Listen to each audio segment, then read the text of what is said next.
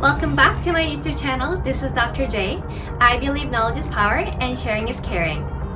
I will be bringing facts and evidence into life and also share areas of my passion, including medicine, health, fitness, and lifestyle. If this is your first time checking out my video, make sure to subscribe to my channel by clicking the button below and also turn on your notification bell so that you don't miss out on my upcoming videos. So guys, today is a very special day for me. It's my birthday! So I just turned 1 year older. And seriously, I thought I would never come to my late 20s, but I guess time flies by. And because 2020 has been such an unforgettable year for so many of us with a lot of changes that happened with COVID-19, I wanted to make this video a lot more personal. So I will be sharing how I spent my birthday during pandemic, share some struggles that I went through, and lessons learned in 2020. And I hope that this provides an opportunity for you to learn a bit more about me and for us to relate to each other. So make sure to watch till the end.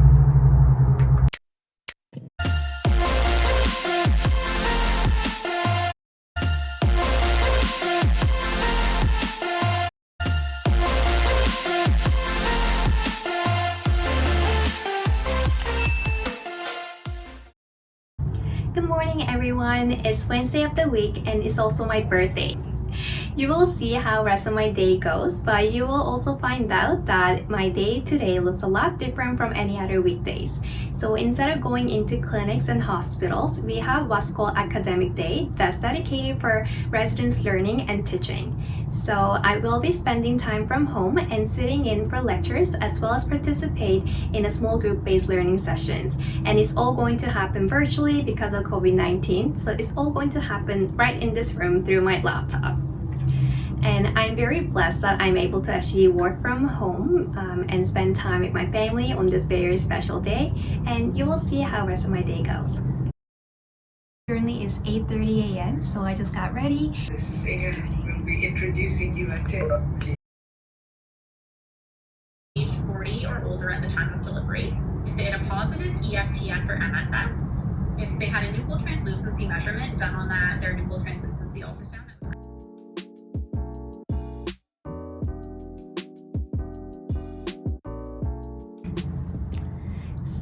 I just finished listening to my first lecture that was on pregnancy, and I'll be now moving on to the second lecture, and we'll be learning about a very sensitive topic, and it's going to be on rape and sexual assault.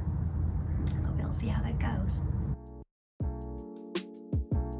Our lecturer is having a bit of technical problems, so I'll see how this goes. I guess everyone is struggling with all this transition to online classes. Just in the meantime, this is what I had for my breakfast. I didn't really have time for a full meal. So later today, after all these lectures are done, I'm going to be having a better meal with my family and I'm expecting some good food.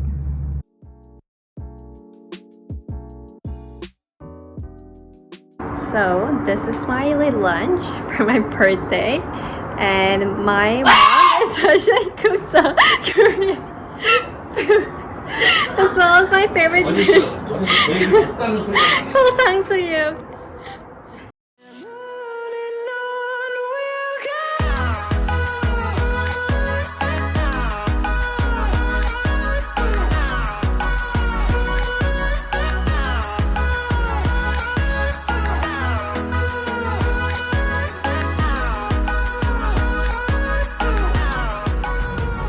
I'm back to my study room and just finished my lunch, and I'll be listening in for another lecture in the afternoon. And today I will be having a quality improvement course, and that starts at 1 p.m. and that's the time right now. So what we do is we discuss about different evidence behind different topics that we cover, which are mostly in medical field. And today we will be talking about some of the evidence behind keeping that physical distancing for COVID-19.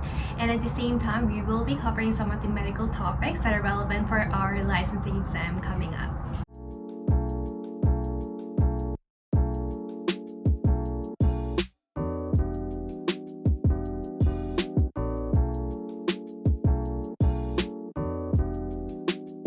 be attending a mental health behavioral sciences group session, and it's a small base group learning where a group of residents come in together with the facilitators who consist of psychiatrists, family physicians, as well as social workers, and we discuss about different challenging cases that we've seen in either the hospitals and clinics and related to mental health cases. And hopefully by discussing about the cases that we had, we are looking for possible expertise and advices from other people in terms of what they would have done if they were to be in that situations, and hopefully manage those situations a lot better in a future encounter.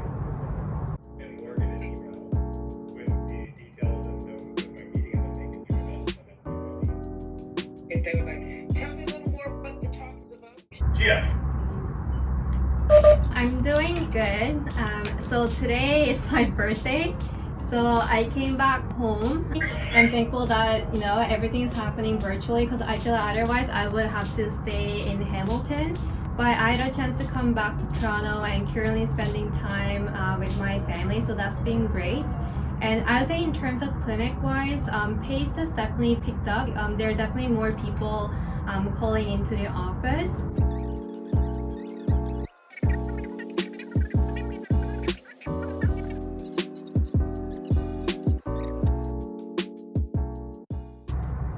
So give you guys some update. I'm done with all my lectures and it's currently 4:30 p.m. There is a session coming up around 6 to 8 where we learn about virtual care and how to provide care to patients during COVID-19. So I will try sitting in for that. So up till then, I do have a little bit of break and I will likely use it to edit my videos and also spend time with my family.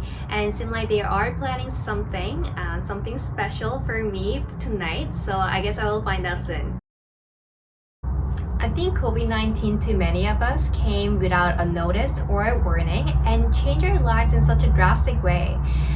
For instance, when WHO declared COVID-19 as pandemic, and I believe that was on March 13, our lives are simply no longer the same, and what we are used to were nowhere to be found.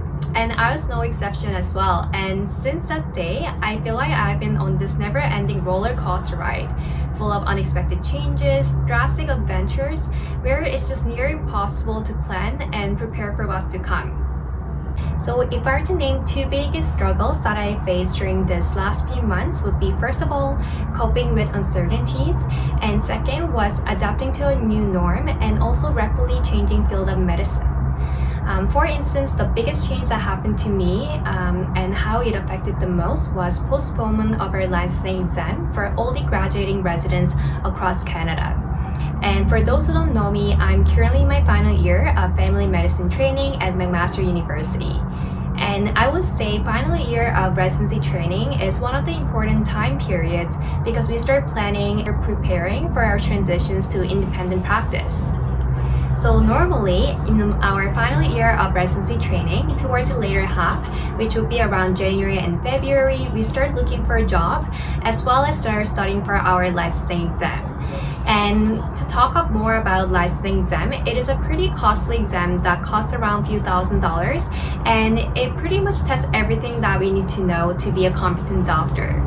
And this is an important exam because all of the graduating residents have to pass to be able to practice independently without supervision. So in March, I started studying for this licensing exam for a few months, and I also had a few places in mind in terms of where I will possibly work after my residency training. But shortly after WHO declared COVID-19 as pandemic, all of my plans fell through just like that.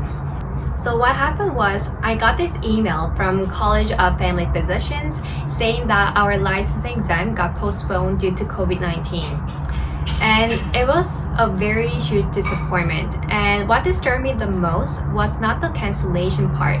It was the fact that we didn't know when this exam was actually going to be scheduled for, and the fact of how it's going to impact me in terms of my ability to work after my residency training. And I had this negative spiral of thoughts that were never ending. I kept thinking to myself, will I be able to graduate at the expected time? Will I be able to even practice? How would this even change the field of medicine? And it just kept going and going. Before I had a chance to process my frustration from cancellation of our exam, I got bombarded with all these updates from different sources. That included hearing from postgraduate programs, licensing bodies, and medical organizations. And this ranged from little to quite significant changes. First of all, we kept hearing the news that there's a possibility for residents to get redeployed to different services that are in high needs to fight for pandemic. And that included possibly working in the intensive care units, inpatient ward, or emergency department, where they were expecting a surge. And that meant we would be working in a higher risk settings. Other things that are going on was hearing this constant updates from resident organizations and licensing bodies about what the interim measures would be before we have a chance to write our licensing exams. At the same time, in the clinic that I work at, there was a total changing gears in terms of how we practice medicine. So from seeing people in the office, we totally changed it to seeing everyone virtually. And at the same time, I had to learn all this emerging evidence about COVID-19, including the symptom presentations, investigations, and emerging treatment options. And also that ever-changing testing criteria for COVID-19 didn't help. And what was going on in the background was also this anxiety and fear of possibly exposing myself and also my family members to COVID-19. And what added to my frustration was cancellation of my trips that were booked from March to May, and one of them was actually supposed to be our family trip. That all got canceled in the last minute, and I found myself being on the phone for hours trying to get hold of airlines and travel agency. So that is just a glimpse of what I went through during the last few months, and thank you so much for listening to all of my complaints. I think it also provided an opportunity for me to reflect back on my life and also learn important life lessons. And I would like to share two of them today. First, I realized that there are things in life that are simply out of my control, and coming to terms with it without any hard feelings and not viewing it as part of my failure or incompetence. It definitely did take some time for me to accept the new reality, but once I did it, it gave me this inner peace in mind and also opened up a whole new opportunity for self-growth. It created an opportunity for me to assess my given circumstances in a more objective way and try to use my ability to make the most out of it. For instance, once this craziness and the phase of preparing for potential surge passed, I ironically had more time than ever. So what I did was I used that time to use it for my self-development. For instance, I started drawing, journaling, and learning how to invest. And most importantly, I started this YouTube channel, which is something I wanted to do for such a long time, but I always found myself making excuses that I don't have enough time. But going through pandemic, it did give me a strong motivation that I wanted to share some of my knowledge and possibly my experience that may potentially make a difference in your life. And so far, I have been truly enjoying the process of filming, editing videos, and connecting with you all. So the second lesson I learned is that interdependence of a human nature and how much impact that we can make on each other's lives. Honestly, I don't think I would have been able to go through the last few months without that immense support that I got from my friends and my family members. For instance, when I first heard that my licensing exam got canceled, I heard from many of my friends asking how I was coping with that. And throughout the last few months, they constantly checked in to make sure I was doing fine, and I also made sure that I was available for them, as we all recognized that it was a very hard time, both physically and emotionally and mentally, for many of us across the world. And I would say I never stayed connected to my friends and my family members to this extent compared to any other time. And I would say what really helped was scheduling that regular virtual hangout. And it really did help me stay sane.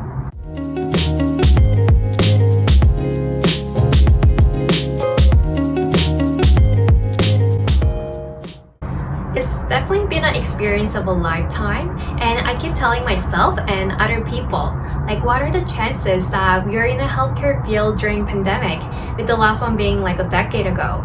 And it's gonna be a pretty cool story to tell for our next generation, right? It also reinforced the very reason why I chose the medicine in the first place. And I honestly cannot be more grateful to be able to provide care to people at this time.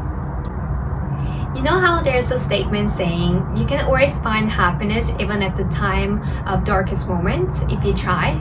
And if I look back, the last few months definitely have been full of unexpected changes and disappointment, but at the same time, there's been some bright side as well. For instance, for my family, I don't think there's been any other time where all of our family members were able to spend this much time together.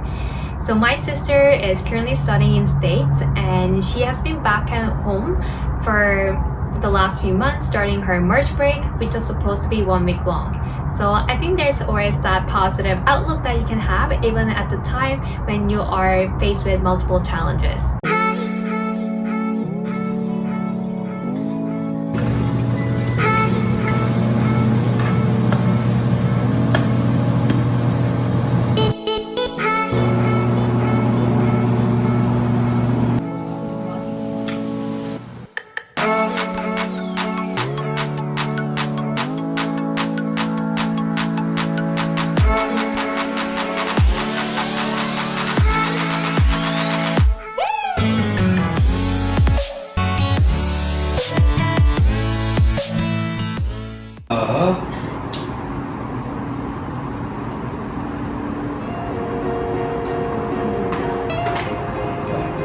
Happy birthday to you.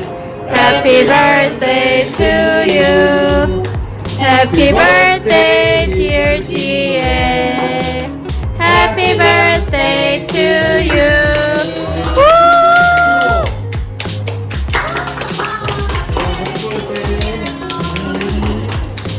Cheers. Cheers. Happy birthday. Happy birthday to me.